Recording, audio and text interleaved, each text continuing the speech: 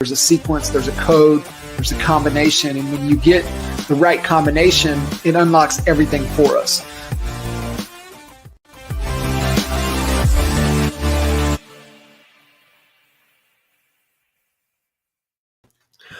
What's happening? What's going on? Man, just getting after it, man. I'm excited for today's episode. We're gonna have a little fun. I know you get asked all the time. I do as well. You know, hey man, what's your recommended reading list? What's your book list? What do you got? And Yep. You know, John, my default question, okay, what I always go back to is, what problem are you trying to solve? Because what I've found is that most people are just asking. They ain't ever going to do nothing about it. Yeah. And, you know, it's just maybe, I don't know for them, is it, you know, I don't know. I don't know what reason, why they're asking, whatever the reason may be. But they're really not trying to read for solving an issue, solving a problem, trying to better their lives, trying to level up. And more so, you know, and it's just like when, you know, J. Abraham taught us, is like, you know, I don't want to be here for your intellectual, you know, entertainment. Yeah. It needs to be, you know, what are we working towards? What are we trying to solve? And, you know, that was one of the big ahas and gets for me several years back. And it goes back even to our priorities. So having our rocks, our priorities, what we're trying to accomplish in our business, but also the rocks and priorities, what we're trying to accomplish in our health, you know, also the wealth and the relationship side of our you know, happiness triad. Like, where are you trying to get better? And you should be trying to get a little bit better in all three at all times. So what are you consuming? What are you reading? What is it helping you to solve? And so we get asked all the time. And so I got hit, you know, again last week, and I was like, Iva, get John on the podcast. Let's just dive deep, because you and I had talked about doing something like this and just, yeah. And I don't want to give a top 10 list. I'm not going to give a list. I'm just going to start throwing things that have had a tremendous impact on me in my life.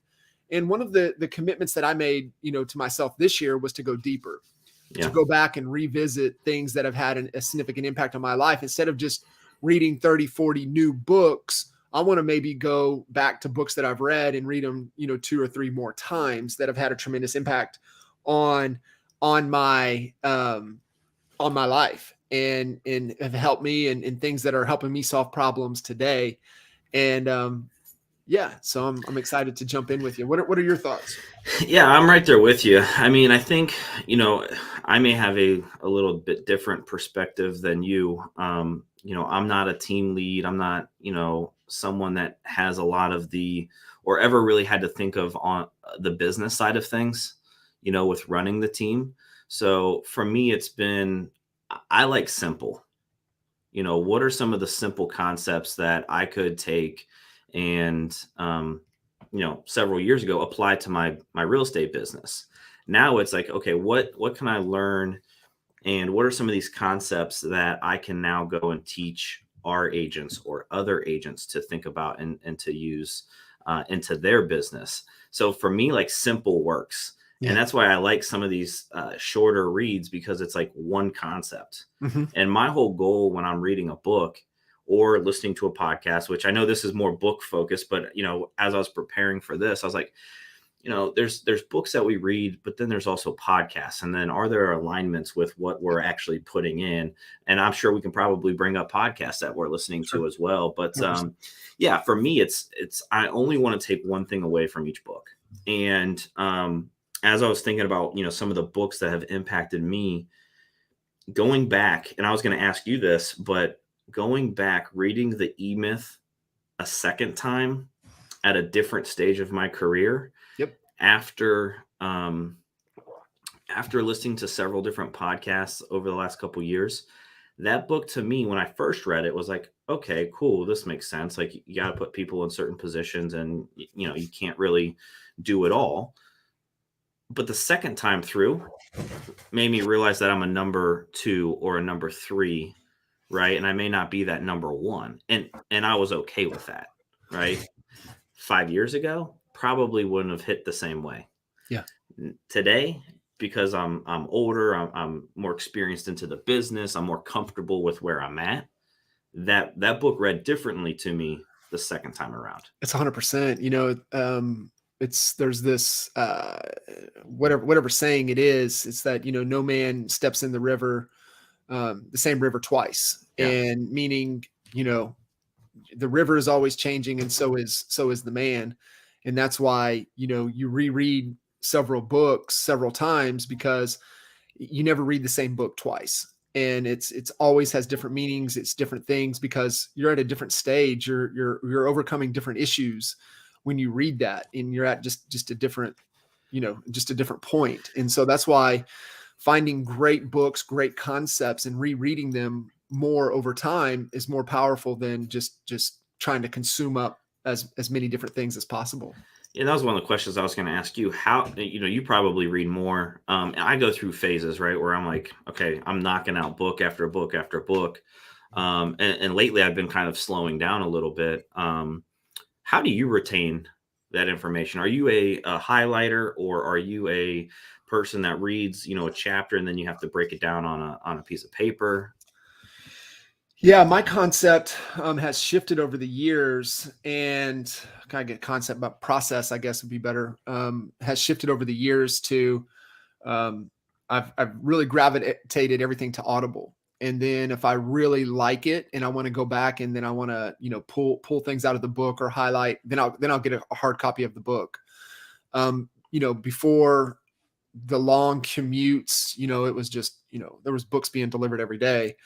And so for me, it's and one thing I want to tell everybody listening in, just because you start a book doesn't mean you have to finish it. Yeah. That's one of the worst things in the world that you could ever do. Yeah. And you get in there and get out what you need, and then put it down. And then if you need to go get it again. And what I like to go after are things that also become kind of like resource manuals to go back.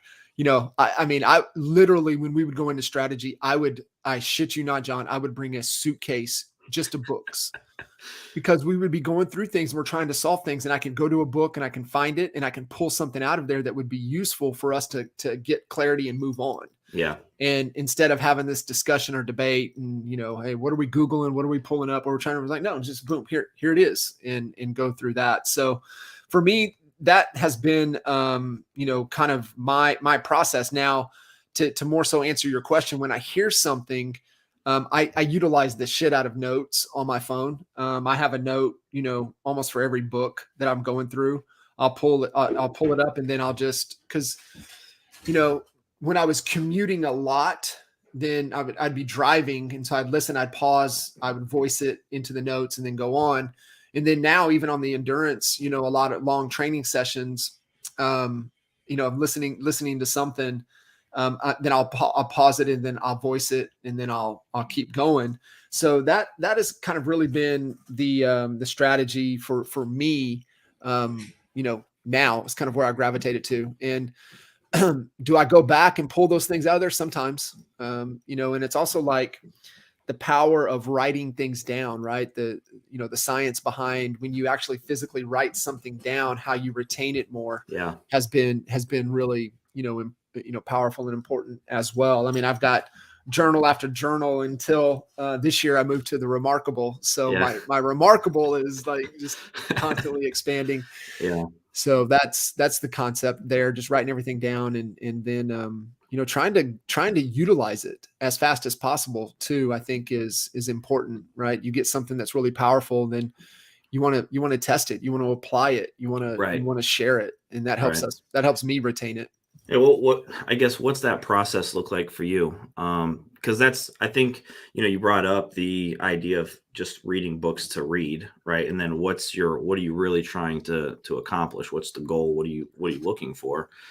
There's things that we just go from one book to the next, and we don't really take the time to start to implement anything. We just like the ideas, the concepts. What works for you to just dive right into putting that one big takeaway from that book? Yeah. So like I said, for me, it's gravitating, making sure I'm consuming something that's helping me solve a problem. Yeah. And so if I'm doing that and then I find it, then that helps me, work through a bottleneck or work through a challenge so I can apply it right away. So like, even when I look at, laying out my big rocks, I have a training program or a book that's related to that. And it's like, hey, if you had to, what are the top 5 books that you need to consume or reconsume that's going to help you accomplish, the priorities that you have for your health, your wealth, and your relationships over the next 90 days? You have to answer that, because then that's like really doing the work to help you overcome that. And remember, we choose priorities based upon the issues, right? Yeah. Priorities are what we do when we work on the business. Those are the projects that help us make issues no longer issues. Right. And so that's why, what are you consuming? What training programs are you in? Who are you connecting with? Who are you getting proximity with? That is going to help you do that. Yeah, I think that's one of the things that maybe I'm missing from time to time, is that implementation and execution, right?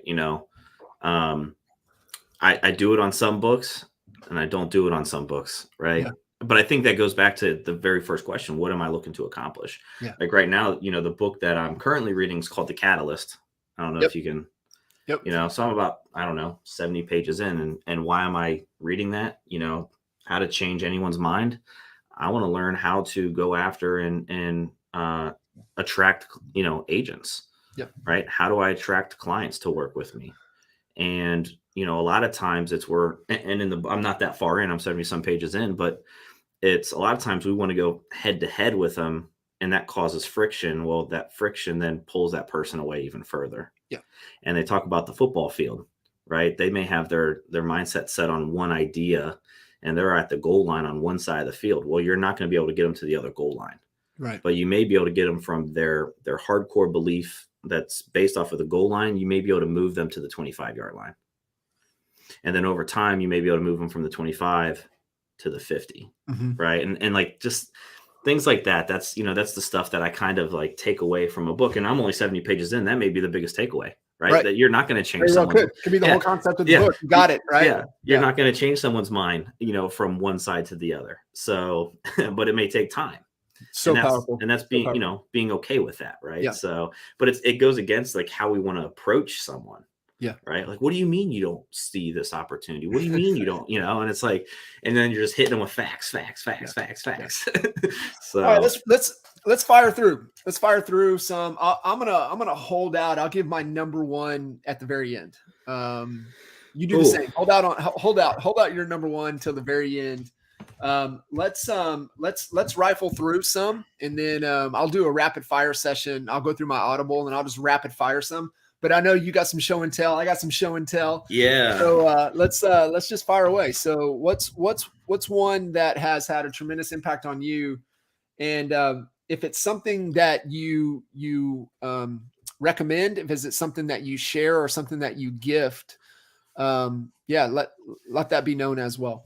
I don't know if I have a number one. To me, I think it goes back to, when people ask me, hey, what are your top 5 books, top 10 books? If I was a brand new agent, I'd have a certain 5. If I was a more experienced agent, I'd have a certain 5.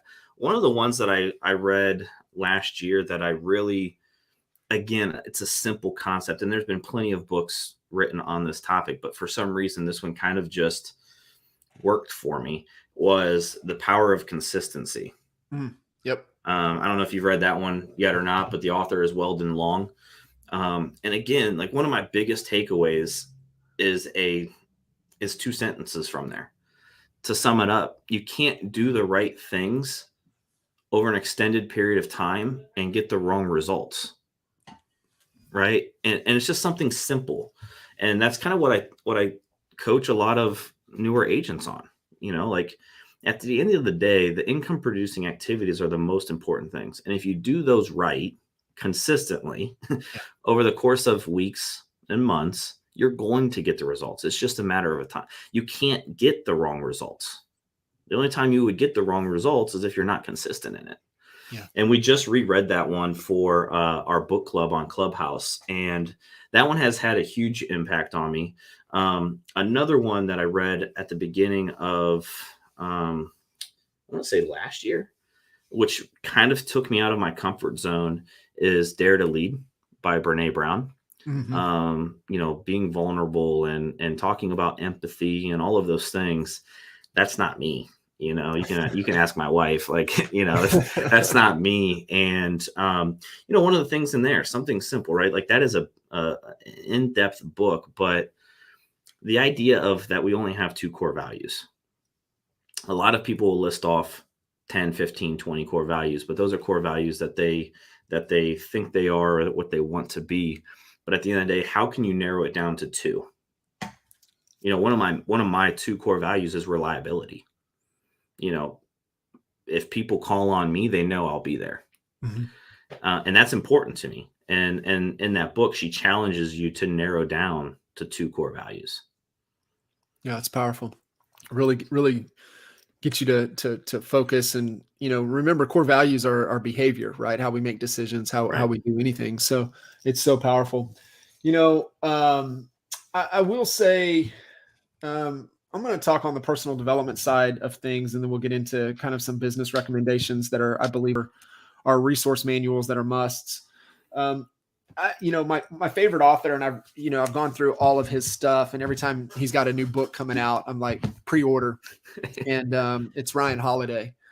And if you're looking for just timeless principles that really can impact your life, he's definitely has a couple of them. Obviously, The Obstacle is the Way is really I've gone back through that here recently, and it really is just so powerful. And getting into him and just stoicism. And it's one of the ones, the Daily Stoic. It's something that I read every day and have ever since it came out. So I'm, third year or fourth year in, however long it's been when this book has come out. And it's just, just a daily, focus on life and the principles of stoicism. Ego is the enemy. So powerful. Stillness is the key. He's got a handful of others as well, but anything from Ryan Holiday, I cannot recommend enough. And in fact, all of our masterminds, and even still do it to this day with Kitchen Table, we're always giving something that's having an impact. And I've given out all of Ryan's books to everybody in all of our masterminds. So that is, really, really key to understanding and diving in. And probably some of the best books you can read are the things that Holiday puts out. Yeah. No, that's awesome. And that's why I like about this conversation, is because you and I are probably going to have some differences, right? Based off of careers and all of that stuff. So one of the ones I did enjoy recently, I don't know if you read this one, Mentor to Millions. Mentor to Millions. No, I have not. It's Robert Harrington, and how he was able to scale a ton of business to over, I think it was like 10 businesses to over $100 million. Giddy up. And, in there, it's, instead of, in all of his deals, trying to create a win for himself, it was, how can he create a win for everyone? Because when you can create the win-win for everyone, people stay in longer, and that's how you can grow. Yes. And the other thing in that book that he talks about is this idea around that we have to be perfect before we launch something. And his role was, if it's 80% there, then we're going with it. And then the market will tell you if it's good or not. Right. But, a lot of times we get caught up on, it's got to be perfect. I can't do this quite yet. I can't do that marketing strategy quite yet. And then there, he's just like, hey, 80%, we're going with it. Yeah. The market will tell us if it's a dud or not. Yeah. But half the time the products don't even get out because they're just trying to get it perfect. Which causes you to be paralyzed. Yeah. And so, in the strategic coach program, and I got a little box of goodies yesterday, and the 80% approach was one of the short reads that's in there. So this was just funny. You said that. It's like, got it. We always have that saying, right? 87% is good enough. B- will get you there. So in my case, C's are good too. C's are good too. I think, definitely this would be a top 5 recommendation for sure. And it really catapulted us and actually led us to working with Darren, the Compound Effect. Yeah. That it's probably the number one book that it's not the number one book recommendation for me, but there you go. It's one of the books that I always tell, read and then give it to your kids. This is like, a must read on all of my kids' reading list is the Compound Effect. And it's just, what Darren talks about in there. And it's just principles and how we can catapult and how we can, really change our lives. It's fantastic. Yeah. That's one of the ones for me that, I try to go back and that's where, Compound Effect, Power of Consistency, some of these overlap and you got Atomic Habits and things like that. And it's funny because like for me, I couldn't get into Atomic Habits, but Compound Effect, Power of Consistency works, right? Yeah. But the Compound Effect for the longest time was a book that I would go back and reread every single year at the beginning of the year. There's a couple books that in the past, I would go back and reread every single year. The 10X rule was one of them. Compound Effect was one of them. Because again, simple concepts. And that's a book. The Compound Effect is a book that I highly recommend to all new agents, getting 100%. Into the business. Yeah. It was a book that, it was on our reading list for our team when you came on and you had to read the Compound Effect. Yeah. It was just, and I was fortunate to go through that time with you guys when you guys were connected with Darren and through NAEA. So. Yep. Yeah. And, there are, top books to go through that, you need to reread every year. And, I know Mark Chesley, who had a significant impact on us. He was CFO at Infusionsoft, and his number one that he always read at the beginning of every year was How to Win Friends and Influence People. And so that was huge for him. And that's the one that he would always go through. I would say, that is really powerful. So find something that really resonates with you that, you've got to work on, that you can, you make sure every year you're reading that.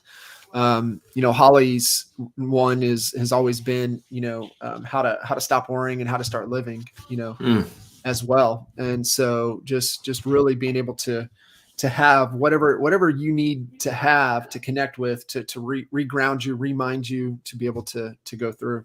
Yeah. I do like, have you gone through Outwitting the Devil? No.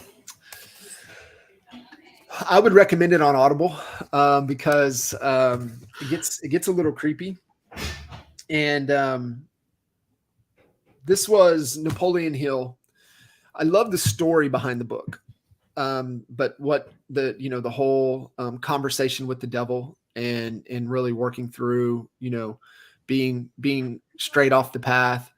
But he had written this book, Think and Grow Rich time. And he shelved it, because of fear that it wouldn't be accepted. And it wouldn't have been accepted during that time.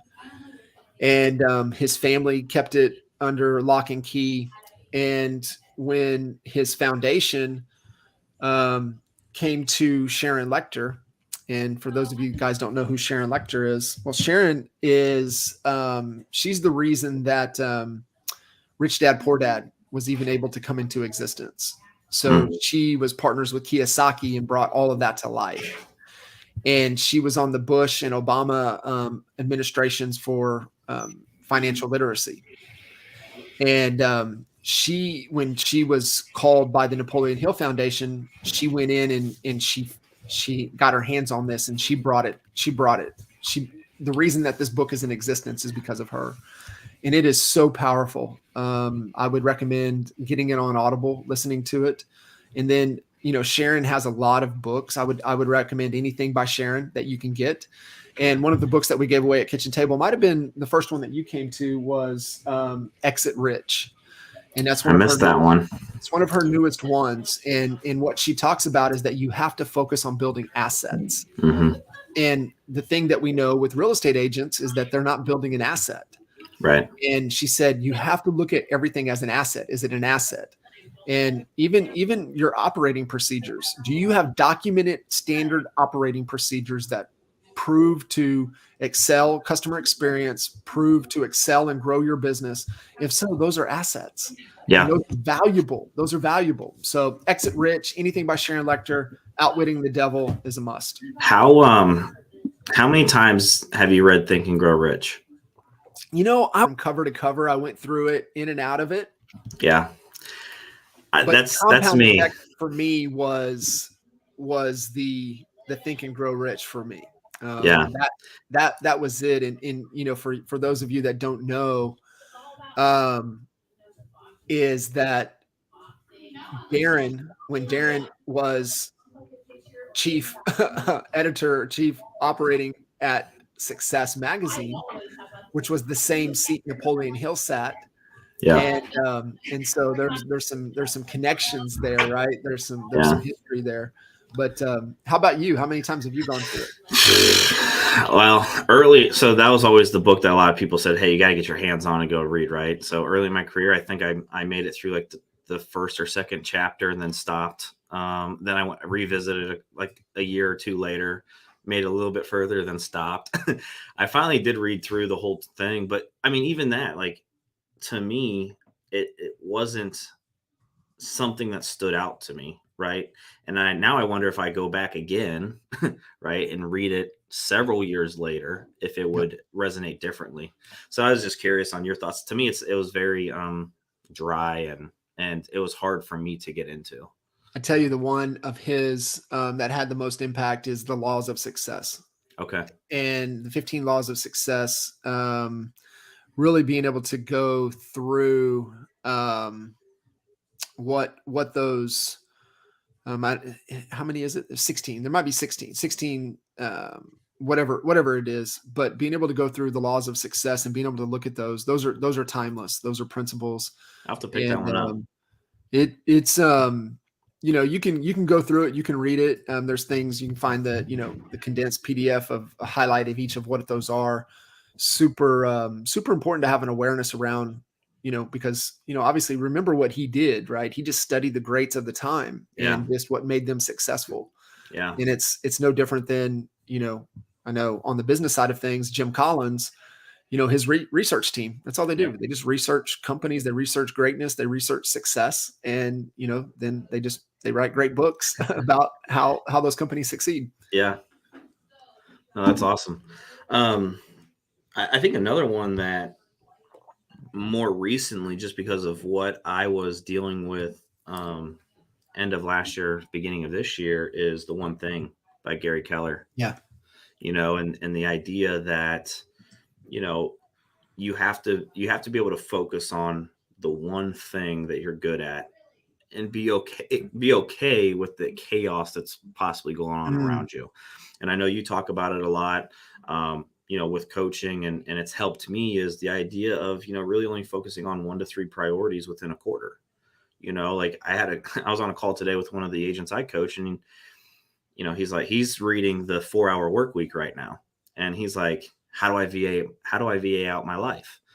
I got to do this. And the first thing I said was like, okay, well, let's break that down. What's the most important one of that 10, the 10 you just, but like, I think about that, and you think about like professional athletes, you think about, top performers, let's just pick LeBron, right?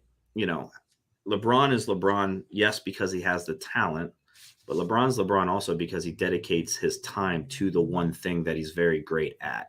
Right. And then he has other people around him that help take care of the chaos, the endorsement deals, all of the other business adventures. Is he involved in those? 100%. But he focuses on basketball. Right. Right. And for us as real estate agents, what is that one thing that you really need to focus on and be okay with everything else around you somewhat being in chaos? So that one was a timely one for me. And through our conversations over the last 3-4 months of, I just felt like I was just juggling, and I had to get to that point where I was okay with some other things potentially being in chaos around me, but I knew I had to focus on this one thing. Yeah, it goes back to kind of like Cal Newport, as well, right? The deep work and, really going deep with whatever it is you're trying to develop. What's that concept? What's that work? What's that craft? Right. Yeah. And are you putting in the deep work around that? So that's a really, really good one. There was, I tell you, it's a fun title, but if you battle with, giving a shit about what other people think, Mark Manson's book, The Subtle Art of Not Giving a Fuck, is a great book. If you're struggling with that, like pick that one up. It's funny, but he hits you right between the eyes, and why you cannot care about the opinions of others. You can't. It'll paralyze you. And that goes with one of the books that you gave us at Kitchen Table Mastermind, The Gap in the Gain. I just read that one as well. And, the idea of where most of us always think in the gap, and we don't actually spend the time to realize how far we've come. Mm-hmm. Even if that is something you're just getting into the business, or you're just starting something new, you've already come a long way of just simply making the decision, making that commitment. Yeah. And that goes into judgment and other people's opinions and comparing and all of those other things as well. So that was a great recent read as well. Yeah, it is. It is my number one book recommendation is The Gap in the Gain. And it's Dan Sullivan. And it came out in 21. And I know, the other of his that came out is Who Not How. Yeah. I haven't read that one yet. So those definitely make my top 5. Who Not How is a top 5. The Gap in the Game is number 1. And that's where you have to start, is because, especially hard driving, entrepreneurs trying to succeed, trying to build something, we struggle with that. Right. Yeah. And it's just crazy how often we fall into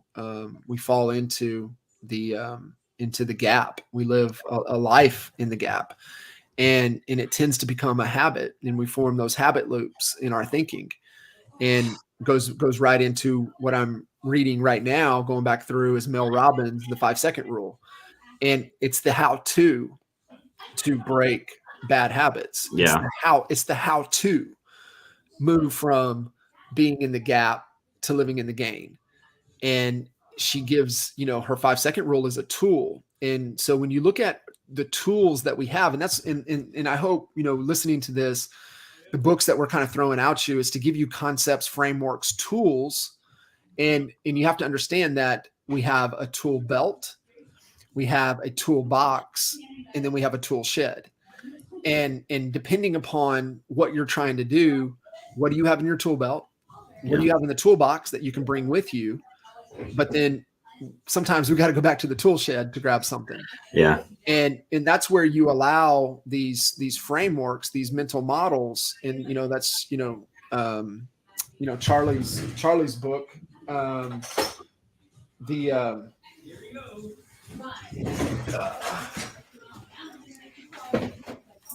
if you guys can get your hands on one of these, Charlie Munger's, almanac, Poor Charlie's Almanac. And it's just really about the framework and having mental models, and a lattice work to be able to hang them. And so you hang them in certain places to be able to easily get to, or sometimes you need a ladder to get up and grab some more. So that's like the tool shed concept. Yeah. And the toolbox concept, and then the tool belt. Well, the 5-second rule is a tool belt, that you always have with you, because we never feel like doing anything. That's true. You know what I mean? Yeah. And so how do you move from feeling to action? Remember, results are because of our behavior and our habits, and that is driven by our feelings. Mm-hmm. But when we never feel like doing shit, you have to have a mechanism that gets you into action. Action is what propels us, and the 5-second rule is a tool that moves us into action. And so if you guys have not, if you're struggling with taking action, if you're struggling with taking that next step, the 5-second rule is a must for you, because it'll be the tool to propel you into action.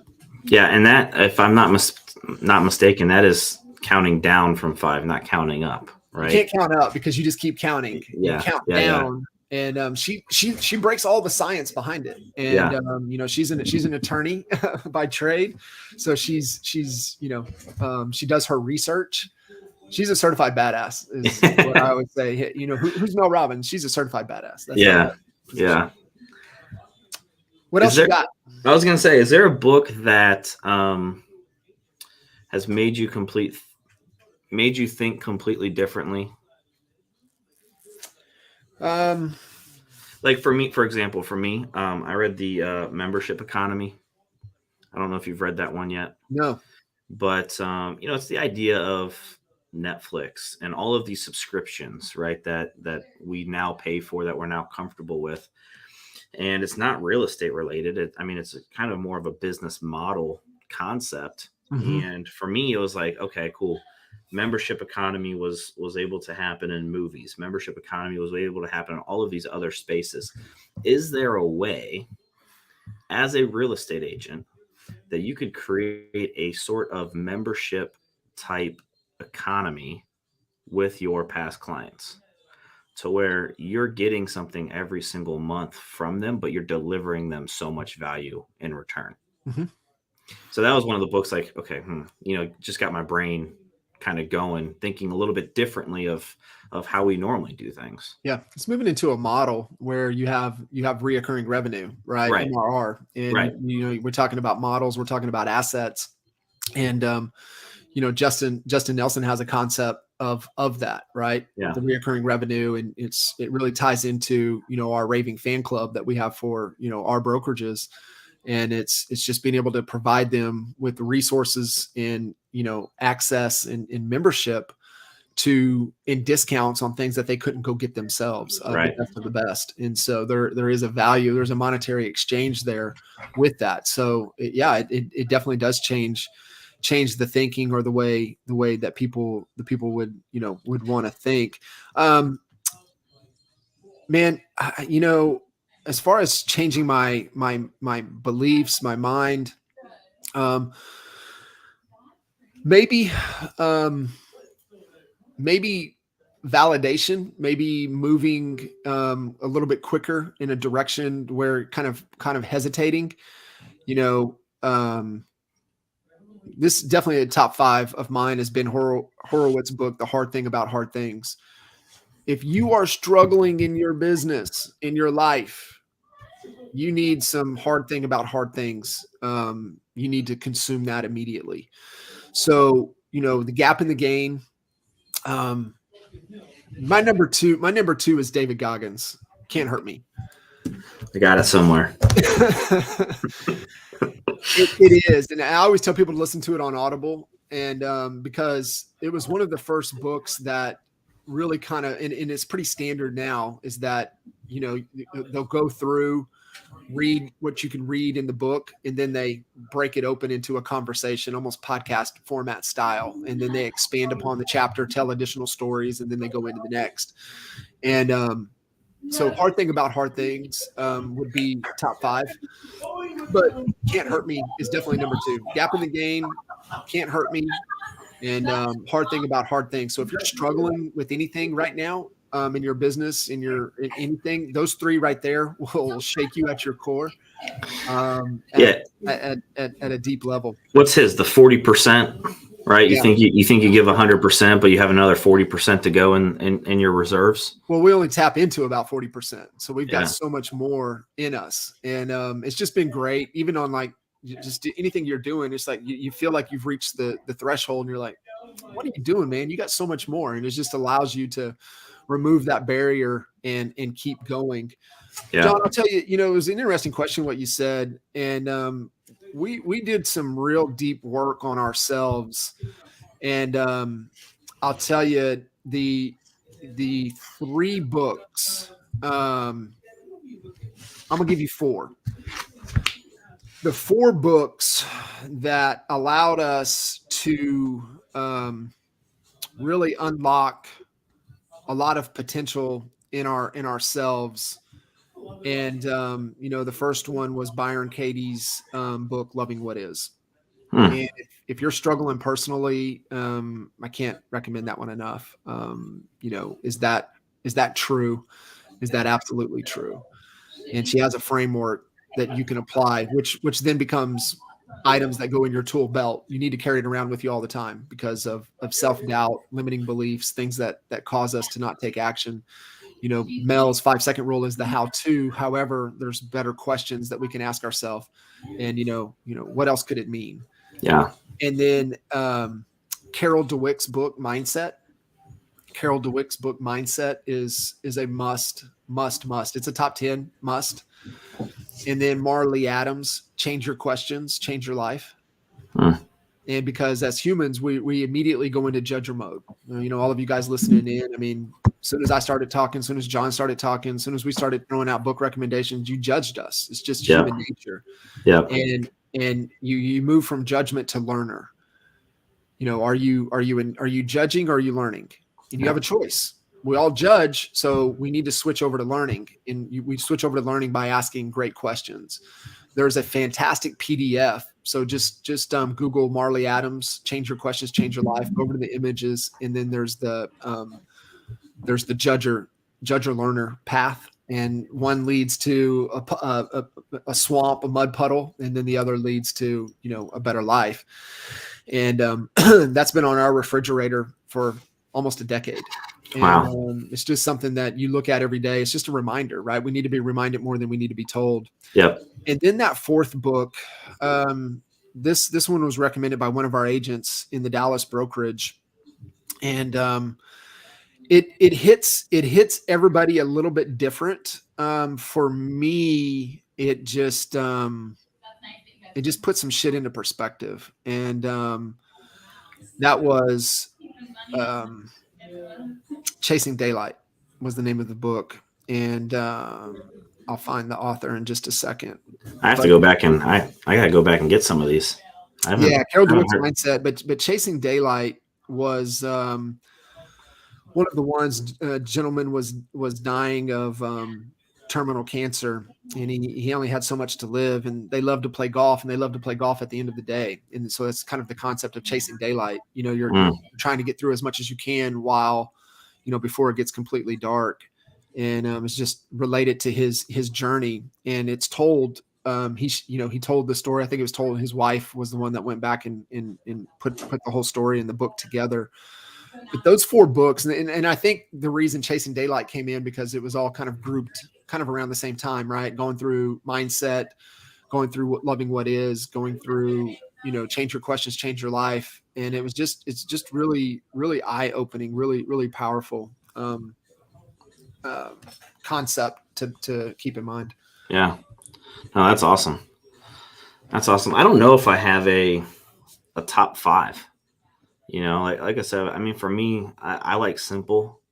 I like concepts, and I know you have more of the running teams, brokerages, agents background. I've just kind of stepped into that role over the last year and a half or so. I mean, I've done it, but I've been really more on the agent side for the majority of my career. So I love this conversation because I think I'm getting to see kind of what you would recommend. And part of the reason why I asked you to coach me was because I knew I needed someone to help me get to that next step, that next level, and to think differently and not just think, real estate agent side, but think, how can we, grow a business, and how can we then go and impact other agents to grow their business? Yeah. I would say let's dive into some business books that are musts that you need to have. And like I said, they're resource manuals is what they end up becoming. But before that, you've got to have extreme ownership. Yep. This is definitely, it's a top 10. It's a must. Like you got to give it. And a lot of us within our companies have, the 100-0, no victim, 100% accountable, concept. And there is a book, 100-0. I highly recommend that one, but you got to get extreme ownership. And in every situation, we could have always done more. Yep. And it's nobody's fault. It's always ours. And you have to carry that burden. You can't point the finger. And it's just, as I have a belief that you can't coach and lead another human until you can coach and lead yourself first. That's why, if you want to grow a bigger business, you have to expand the capabilities of your leadership. And that's why, sitting here talking about, the gap in the gain, talking about can't hurt me, talking about loving what is, talking about mindset, talking about, these personal development, the obstacle is the way, ego is the enemy, being able to find, what is going to unlock the best version of you, because there are no business problems. There's only leadership problems. And you've got to be able to solve that riddle first, before you can, solve anything else. Yeah. And it's just being, having these types of conversations, it's, what is working for you on the leadership side? What's not working for you? What do you recommend? And just being open and vulnerable to having those conversations. Yeah. I just had this conversation the other day, you'd be surprised at how many top performing agents and teams don't have their shit together. You know what I mean? Oh, I know. I mean, oh, I know. Yeah. So having these conversations, what can we get better at? And then, like you always teach, break it down. What are we going to implement this quarter? Yeah. What are we going to implement next quarter? And that's really helped me slow some things down, especially with Ryan being such a visionary, and he's always thinking. He called me up the other day and he's like, dude, I got the next $1 billion idea. And it's a great idea. It's a great idea. Don't get me wrong.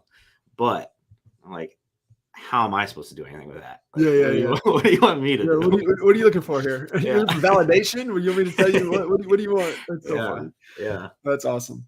So business wise, I think you gotta be clear on what it is you want to do, but at the forefront of everything, you gotta have a great model. You gotta have a big vision. You gotta have a great model, meaning, model is just, the value that you're going to create, deliver and capture to your ideal client. And once you have those clients and see, remember, marketing is about getting and keeping.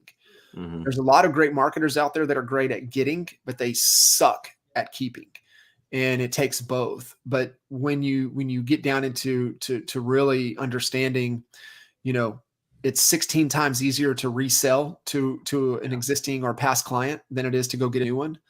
And that's why when you look on the real estate side of things, we always talk about, what is the percentage of your business that's coming from Sphere, word of mouth, past client referral. What is that? And it should be about 50%. And then the other 50% are mechanisms and things to generate new business. And, that's how you grow, right? So at 100 transactions, 50 should be there. At 200, 100, 500, 250. And so, you're always bringing new predictability into the business, but you've also got to maintain. So, the number one book that we always have all of our team read is Hug Your Customer by Jack Mitchell. And if you guys haven't gone through it, I don't even know, the cover's worn off of this one, so I don't even know where it went. But Hug Your Customer is a great concept of understanding, of going deep and knowing as much as you can about that person. And it'll something that'll carry over into all of your relationships. You'll be a lot more inquisitive. You'll remember. And what it allows us to do, John, is stay personally relevant instead of professionally relevant. Yeah. One of the things, one of the books that I read last year, that is going to definitely be a yearly read for me is Work by Referral by Brian Buffini. Same type of concept, right? How do you continuously provide value to your past clients, to your raving fans, and be able to scale that up, right? Yeah. Which to me, another simple concept. Have you read the book Untrapped by Crothers? Yeah, that's a must. Untrapped Freedom Manifesto. That is a must. If you're looking to build any type of large network, that book, and then Building an Empire, those two are must. So, like one of the simple things from that book was the idea of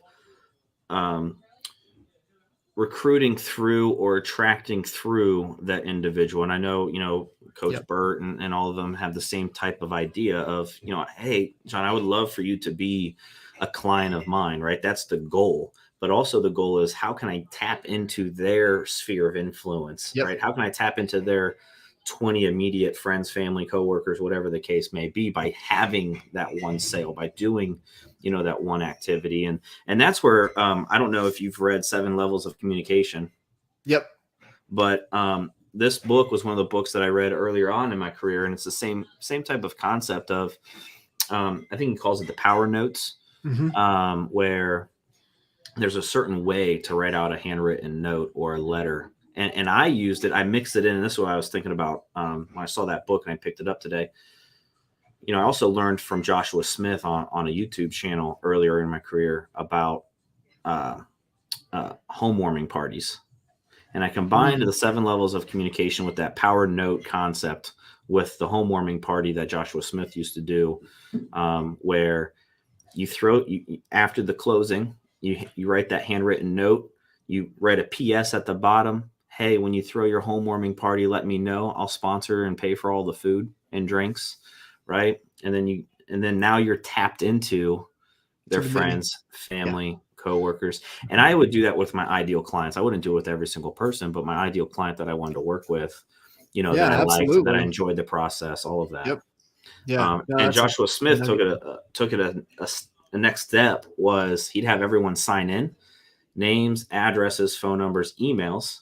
He would take that information and go and create a nice leather bound, address book, and he would give it to his client that just closed. But in the meantime, he'd take all of that information and put it into his CRM and slowly drip on him. There you go. It's a gangster little move. That's good. Hey, I know we're kind of coming up on the hour, and so I want to rapid fire through. Hey, just add these to your arsenal. Definitely top 5 on the business book side of things, and it's one constantly referring back to and recommending is Beyond Entrepreneurship 2.0. Yeah. Jim Collins, BE 2.0. It's a must. Like if you're building anything, you have to get this book. I mean, it's just period. It's a must. We were students and we worked with Vern for a long time and built our strategy through Mastering the Rockefeller Habits with Vern Harnish. And then, his book, his other book, Scaling Up. And it got kind of, man, it was tough to digest, but I love his People, Strategy, Execution, and Cash. And in fact, in the cash component of that book was one of the books that changed our business trajectory forever was Greg Crabtree's book, Simple Numbers, Straight Talk, Big Profits. That is a must in your business. You have to understand how to allocate your money correctly. It's the number one thing that I see real estate agents make the biggest mistake on is they don't know how to properly allocate money into the correct buckets. But for us, we switched over to Traction.